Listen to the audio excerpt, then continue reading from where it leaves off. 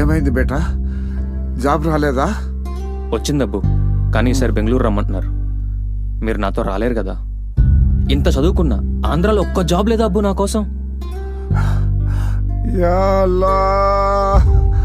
నమస్కారం అండి. నమస్కారం, చెప్పండి. మా అబ్బాయి జాబ్ గురించి.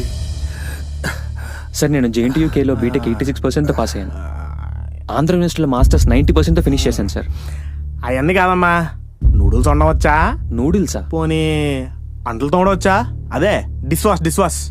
అది కూడా కాదంటే వాలంటీర్గా చేస్తావేటి? నేను మాట్లాడుతుంది ఐటీ జాబ్స్ గురించి.